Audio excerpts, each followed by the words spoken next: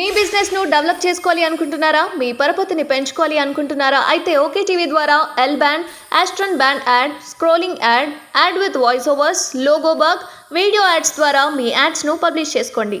సంప్రదించవలసిన phone number 8520917933. ఇప్పుడు ప్రస్తుత పాలనకు మనం వద్దాము. సాటిస్ఫాక్షన్గా ఉన్నారా మీరు పూర్తిగా? అంటే ఈ 100 రోజుల పాలనలో వీళ్ళు ఇచ్చిన కమిట్మెంట్స్ ఏవైతే 6 గ్యారంటీలు అన్నారు, ఉచితాలు ఎప్పుడు కూడా ఏ ప్రభుత్వంలో వర్కౌట్ అవ్వవు, ఎందుకంటే అసలే డబ్బులు లేవు ప్రభుత్వం దగ్గర.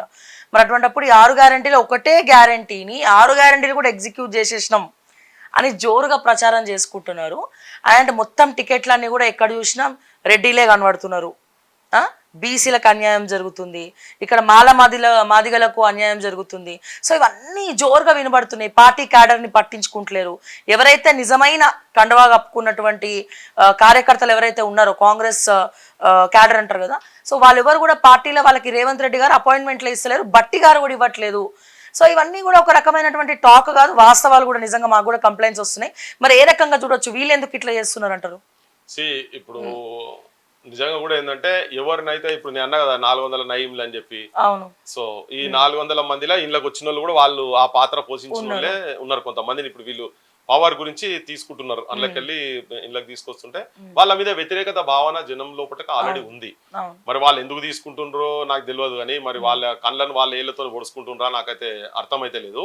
నిజంగా కూడా గ్రామాలలో గత 10 ఏళ్ళు కాదు, అంత ముందు నుంచి కూడా కాంగ్రెస్ అని అనుకుంటా తిరిగి కేసీఆర్ చేస్తున్నటువంటి అరాచకాలకు వ్యతిరేకంగా ధైర్యంగా అన్ని వదులుకొని తిరిగినటువంటి కాంగ్రెస్ క్యాడర్ చాలా మటుకు ఉండే. వాళ్ళ లోపల అసంతృప్తి ఉన్నది అన్నట్టు మీలాంటి ఛానల్ కూడా చాలా మంది భయంకరమైనటువంటి కేసులు పెట్టి 3rd డిగ్రీలు ఉపయోగించారు కార్యకర్తల మీద, అటు బీజేపీ కావచ్చు ఇటు కాంగ్రెస్ కార్యకర్తల మీద. అసలు ఇళ్లలో వండనీయలేదు ఈ గవర్నమెంట్. పోలీసు వాళ్ళు నాన్ టిఆర్ఎస్ వాళ్ళకి సంబంధించినటువంటి వాళ్ళని ఎవరిని కూడా ఇళ్లలో పండనీయలేదు.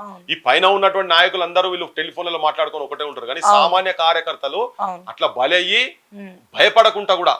మా దగ్గర దయాకర్ రావు, నేను ఒక ఉదాహరణ చెప్తా. ఒక పిల్లగాడు ఆటో డ్రైవరు మీటింగ్లు వచ్చి ఆయన చేసినటువంటి, ఆయన భూములు ఉన్నాయి, ఆయన చేసినటువంటి దుర్మార్గాలు ఒక 2 బయటికి చెప్తే ఇంటికి పోలీసు వాళ్ళు పోయి ఆయన మీద ఎస్సీ ఎస్టీ అట్రాస్, ఆ పిల్లాడు గౌడు మురళి, ఆ పిల్లగాని పేరు మురళి, సో అతని మీద కేసులు పెడతామని చెప్పి ఎస్సీ ఎస్టీ అట్రాసిటీస్ అని చెప్పి ఫ్యాబ్రికేటెడ్ కేసెస్ పెడతామని వాళ్ళ తండ్రి లేడు ఆ పిల్లగానికి. ఆటో నడుపుకుంటాడు, పీజీ చదివిండు ఆ పిల్లగాడు, పొట్టకుటి కోసం ఆటో నడుపుకుంటా ఉండే.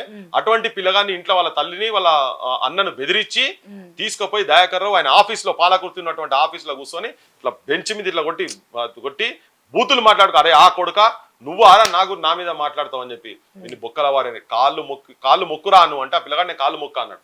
లాస్ట్ కు తప్పైందని చెప్పించి, అరే నువ్వు కాళ్ళు మొక్కాలే అంటే గంత దౌర్భాగ్యంగా దారుణంగా చేసిన దగ్గర ఇలా నువ్వు సడన్ గా వచ్చి ఎవరైతే చేసిండో వాళ్ళకి సంబంధించిన వాళ్ళని పెట్టే వరకు ఒక జనరల్ గా వీళ్ళందరి లోపల ఆ క్యాడర్ లోపల అసంతృప్తి ఉన్నది, వస్తున్నది, ఉంటది కూడా కదా. అది ఎవరు చేసినా ఉంటది. రేపు నేను ఆ క్షేత్రంలో చెప్పాల్సిందే, మాట్లాడాల్సిందే. అది రియలైజ్ చేసుకొని నువ్వు ఎవరు నిజమైన వాళ్ళు, ఎవరు డూప్లికేట్ అయింది, ఒరిజినల్ అయింది అనేది చెక్ చేసుకోవాల్సిందే. నువ్వు అది కనుక చేసుకోకుండా పోతే, ఇప్పుడు ఆల్రెడీ గ్రామాలలో కొంత టాక్ ఏంటంటే, అరే వాళ్ళు చేసిందే వీళ్ళు చేస్తారు కదా అనే కాడికి జనరల్ టాక్ నడుస్తున్నది. సో అది కాకుండా చూసుకోవాల్సిన బాధ్యత ఇప్పుడు ఉన్నటువంటి ప్రభుత్వం మీద ఉంది. ఇప్పుడు ముఖ్యమంత్రి క్యాడర్ కలుస్తలేడు, మీరు ఉప ముఖ్యమంత్రి కూడా కలుస్తాడు అంటే అది వాళ్ళ క్యాడరు, వాళ్ళ లీడర్లు, అది మనకు తెలియదు. వాళ్ళ అంతకుముందు ఇంటరాక్షన్స్ ఏమున్నాయో మనకు తెలియదు. మేబీ బిజీ షెడ్యూల్ ఉండి కలవలేకపోతున్నారు, అవన్నీ మనకు తెలియదు. కానీ ఓవరాల్ గా మాత్రం ఈ ఇటు నుంచి అటు, అటు నుంచి ఇటోడు అటు కూర్చుండు, అటోడు ఇటు కూర్చుండు, వాని నోట వీని మాట, వీని నోట వాని మాట లెక్క అయిపోయింది ఆ పొజిషన్. వీళ్ళంతా ఇటు పోయి అటు కలుస్తారు కదా, అది జనం ప్రాపర్ గా మాత్రం రిసీవ్ అయితే చేసుకుంటలేరు. అది దాని ఎఫెక్ట్ పడుతుంది అనేది నేనైతే అనుకుంటున్నా. నీటి కొరత సంగతి ఏంటంటారు? నీటి కొరత మొన్న ఆంధ్రజ్యోతి లాంటి ప్రధాన పత్రికనే ఇంకొన్ని రోజులు ఆగితే గిరిజన ప్రాంతాలు లాంటి ప్రాంతాల్లో తాగునీరు లేక జనాలు చనిపోతారు అని చెప్పి వార్త రాసింది. సో ఏ రకంగా చూడొచ్చు? మళ్ళీ పాత రోజులు ఏమైనా తెలంగాణలో వస్తున్నాయా? సంకేతాలు ఏమైనా వినబడుతున్నాయా? లేకపోతే ఉట్టి ట్రోలింగ్స్ ఏనా? వాటర్ సమస్య తెలంగాణలో నిజంగా కూడా ఉంది. పంటలు కూడా ఎండిపోయే విషయం కూడా వాస్తవమే ఉంది. ఆ కొరత మంచి నీళ్ళు ఇప్పుడు వీళ్ళు స్కీమ్స్ అన్ని కనుక కరెక్ట్ చేసేది ఉంటే ఇలా ఈ సిచ్యువేషన్ ఉండకపోవు. ఏదైతే చంద్రబాబు పాలన కరువు ఎట్లయితే చూసినామో అది మళ్ళీ రిపీట్ అవుతున్నట్టు కనబడుతున్నది. ఇప్పుడు వాస్తవం కూడా ఆ పరిస్థితి కనబడుతున్నాయి. ఇప్పుడు ఇమీడియట్ గా వీళ్ళు తీసుకొచ్చి పెట్టే పరిస్థితి ఎక్కడికెళ్ళైతే ఉండదు కదా.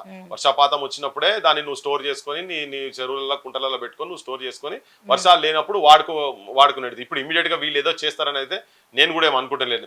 మొత్తం దేశంలో ఉన్నటువంటి నదుల అనుసంధానం కూడా జరగలే కదా. ఇక్కడ కూడా అనుసంధానం కనుక జరిగి నువ్వు ప్రతి లేని ప్రాంతాలలో కూడా కనుక వేస్ట్ పోకుండా వాటర్ నువ్వు స్టోర్ చేసి అంతర్ దగ్గర కనుక పెట్టుకునేది ఉంటే అవుతుంది. ఇమ్మీడియట్ గా ఇప్పుడు దీనికి సొల్యూషన్ నాకు తెలిసితే నేను అనుకుంటున్నా మేబీ వర్షాలు వచ్చే వరకు ఎవరేమేం చేసే సిచ్యువేషన్ కూడా ఉండకపోవచ్చు. అది ప్రాపర్ ప్లానింగ్ అంతకు ముందు నుంచే ఉండనుండే.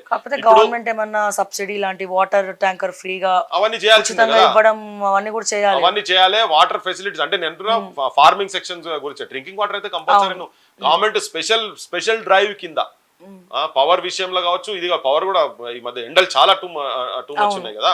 సో నువ్వు ట్యాంకర్స్ ద్వారా ఎవ్వరు కూడా ధూపకు ఆరకుండా ప్రతి ఊర్లకు అది సప్లై చేసేటట్టు అనుకుండేది ఉంటే సిచ్యువేషన్స్ వేరుంటుండే. ఇప్పుడు ఈ గ్రామాలలోనే ఫిల్టర్స్ ఏదైతే మనం అనుకున్నామో ఇంతకు ముందు అవే గనుక ఈ సిచ్యువేషన్ అనుకుంటేది ఉంటే అట్లీస్ట్ డ్రింకింగ్ వాటర్ కొరత మాత్రం జరగకుండా ఉంటుండే. దీని మీద రోజు పొద్దున సాయంత్రం కూర్చొని ఎక్కడెక్కడ ఏ ప్రాంతంలో నీళ్ళు ఎక్కడెక్కడ కరువు ఉన్నది ఏంటిది తాగునీళ్ళు కావచ్చు సాగునీళ్ళు కావచ్చు దీని మీద రోజు పొద్దున సాయంత్రం రివ్యూ చేయాలి. దాని పర్టికులర్ డిపార్ట్మెంట్స్ తోటి దాన్ని ఎట్లెట్లా నువ్వు ఎక్కడెక్కడ నుంచి ఎక్కడెక్కడ తరలించాలనే దాన్ని ప్రాపర్ ప్లానింగ్ చేసుకుంటే ఐ థింక్ కొంతవరకు మాత్రం దాన్ని అధిగమించవచ్చు.